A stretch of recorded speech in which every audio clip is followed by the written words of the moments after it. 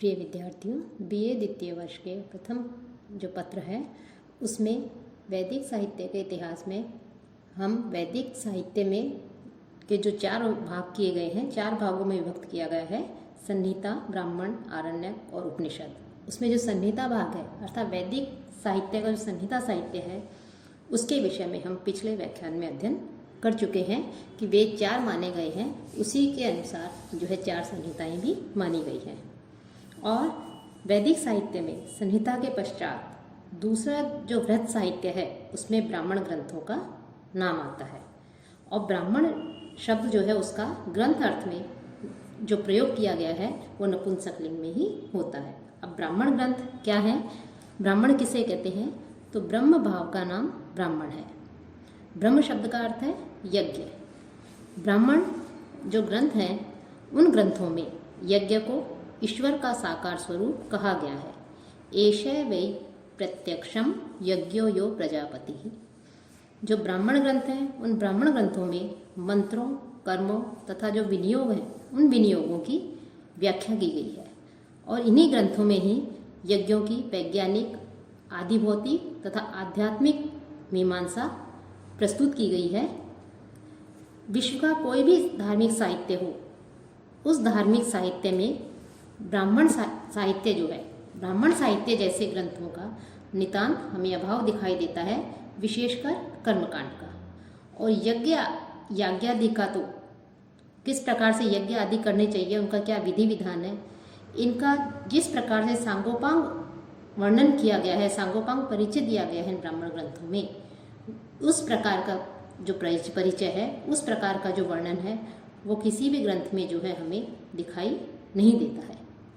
अब जो ब्राह्मण ग्रंथ है उस ब्राह्मण ग्रंथ के को जो है वेद की संज्ञा भी प्रदान की गई है कि आपस्तंभ परिभाषा जो सूत्र है उसमें मंत्र ब्राह्मणों यज्ञस्य प्रमाणों या मंत्र ब्राह्मणात्मको वेद है, यह कहकर के ब्राह्मणों को भी वेद की संज्ञा दी गई है।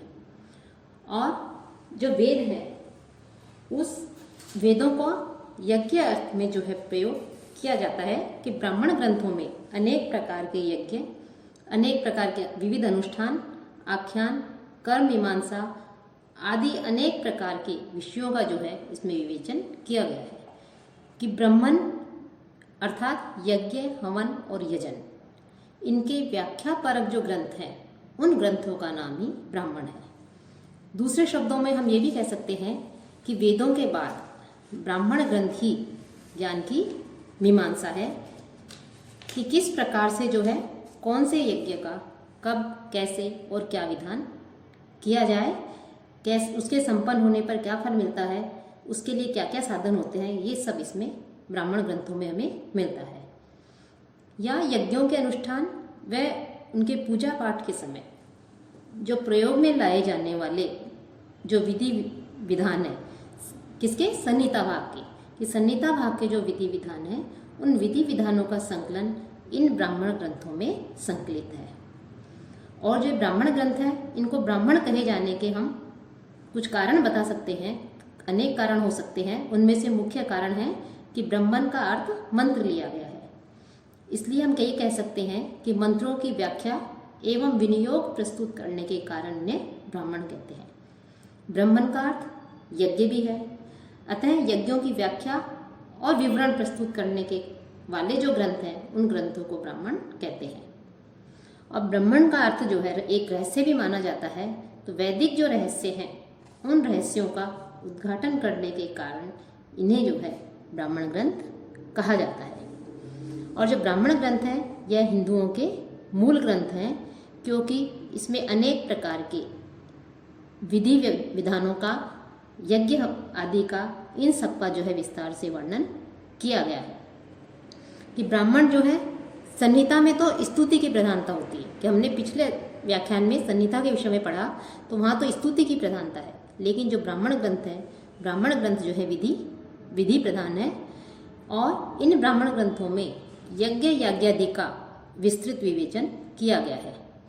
यज्ञ या ब्रह्म का प्रतिपादन होने के कारण ही हम ये कह सकते हैं कि इनको जो है ब्राह्मण की संज्ञा दी गई है। और ब्राह्मणों का मुख्य विषय क्या है, इनके का प्रतिपाद्य विषय क्या है, इनकी विषय वस्तु क्या है, तो ब्राह्मण ग्रंथों का मुख्य विषय विधि है कि कर्म जो है उसका विधान कब होगा, किस प्रकार से वह कर्म किया जाएगा, उस कर्म के कौन कौन से साधन हैं, इन सब की जिज्ञासाओं का समाधान केवल हमें ब्राह्मण ग्रंथों में ही प्राप्त होता है। अब जो ब्राह्मण ग्रंथ हैं, उन ब्राह्मण ग्रंथों का मुख्य विषय जहाँ तक विधि बताया गया है, तो विधि का अर्थ है यज्ञ और उसके अंगों और उपांगों के अनुष्ठान का उपदेश। इसलिए यज्ञ को संपादित करने की जो विधि है, उन विधियों का वर्णन ही विधि भाग का मूल जो है भाग कह सकते हैं, मूल विषय कह सकते हैं कि यज्ञो वही श्रेष्ठतमम कर्म, यज्ञ करना हमारा महानतम कर्म है। यह जो विधि भाग का प्राण कहा जा सकता है। इस यज्ञ का विधान कब किया जाए, कैसे किया जाए, किन साधनों की आवश्यकता है, किन उसके अधिकारी कौन होते हैं, इस प्रकार की जितनी भी जिज्ञासाएं हैं, उन जिज्ञासाओं का विवेचन इन सब में किया गया है। और ये सब जो विधि है उस विधि के अंतर्गत ही आता है। तो विधि वह भाग है जिसमें वैदिक यज्ञ और उससे संबंधित जितने भी क्रियाकलाप हैं, कार्य आदि हैं, प्रक्रियाएं हैं, उन सब का जो है वर्णन किया गया है। शुक्ल यजुर्वेद का जो शतपथ ब्राह्मण है उसमें तो इस प्रकार के यज्ञों का और विधि विधानों का हमें जो है प्रचुर मात्रा में जो है वर्णन मिलता है। अगला है विनियोग, कि ब्राह्मण ग्रंथों में विधि के बाद जो है मंत्रों के विनियोग का भी हमें इसमें वर्णन मिलता है कि विनियोग किसे कहते हैं। विनियोग वह भाग है जिसमें विधि का कार्यान्वयन और प्रयोगात्मक स्वरूप होता है, कि ऐसे मंत्र हमें उदाहरण के रूप में वहाँ मिलते हैं कि इनको किस प्रकार से जो है प्रस्तुत किया जाए, कि कैसे जो है मंत्रों का जो है तात्पर्य क्या है, उनका सस्वर पाठ कैसे किया जाए, इन सब का इसमें वर्णन मिलता है।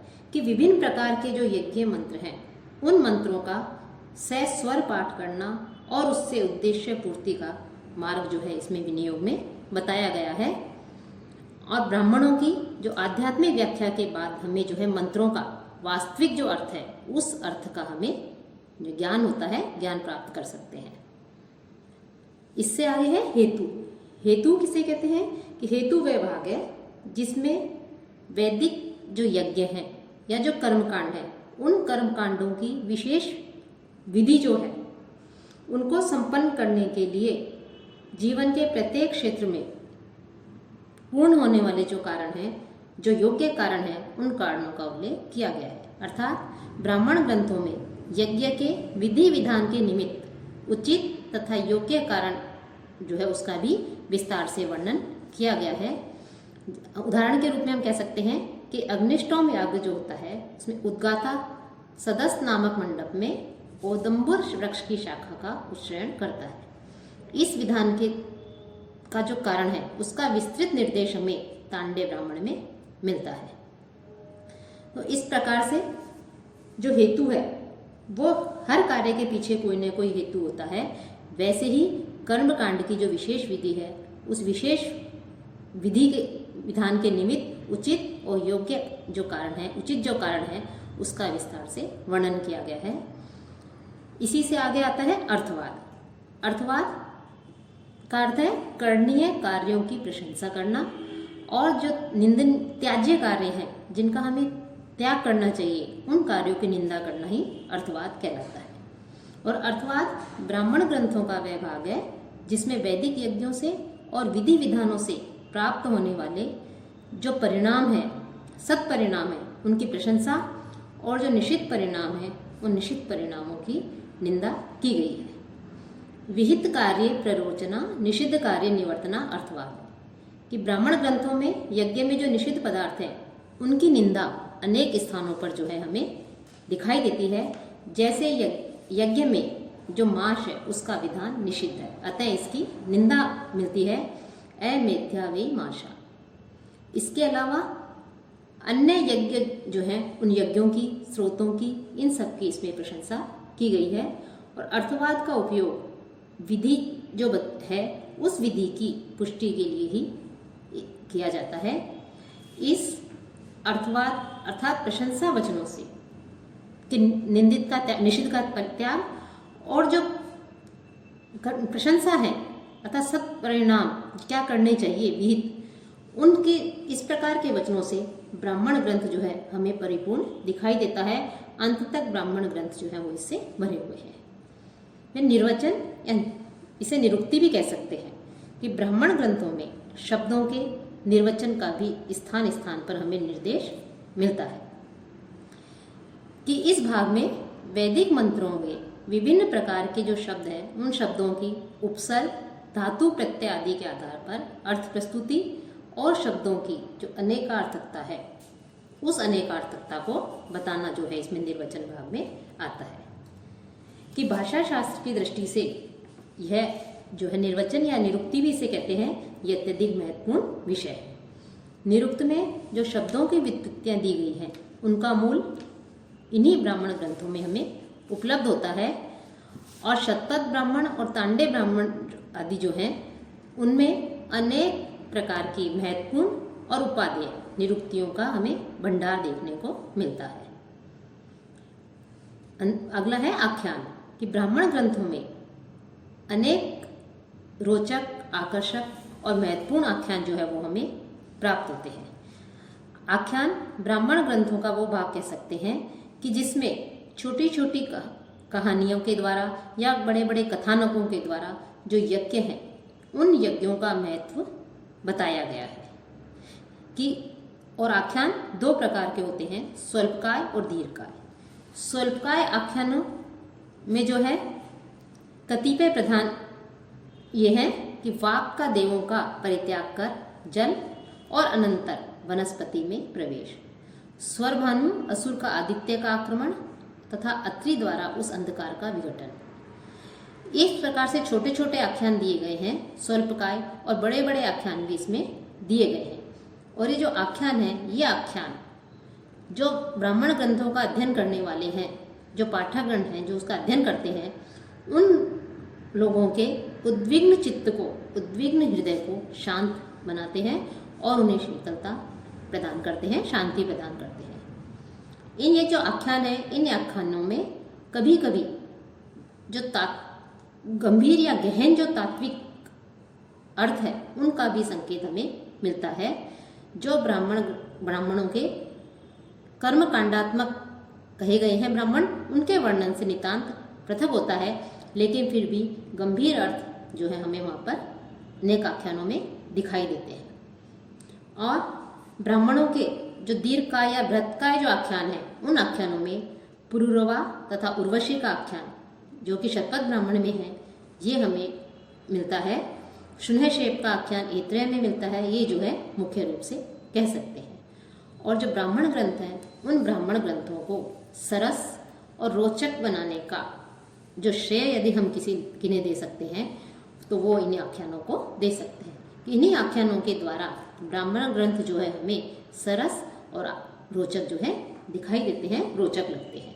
तो इस प्रकार से ये जो ब्राह्मण ग्रंथ हैं इन ब्राह्मण ग्रंथों में यज्ञ याज्ञादि का, उनके मंत्रों का, कर्मों का, विनियोगों का इसकी जो है इस प्रकार से व्याख्या की गई है कि जब वैदिक यज्ञ किया जाए तो उन वैदिक यज्ञों में अनेक प्रकार के यज्ञ हैं, तो उसमें से कौन से यज्ञ का विधान करना है, कब करना है, उसका क्या विधि विधान है, क्रिया जो है उसमें यज्ञ को करने पर हमें किस फल की प्राप्ति होती है और हमें उसके फल की प्राप्ति हो, उस फल की प्राप्ति के लिए कौन कौन से साधन, यज्ञ को संपन्न करने के लिए, सफल बनाने के लिए कौन कौन से साधन अपनाए जाएं, इन सब विषयों का विवेचन जो है ये कर्मकांडीय विवेचन है। इन सब का समग्र विवेचन जो है ये ब्राह्मण ग्रंथों में हमें मिलता है।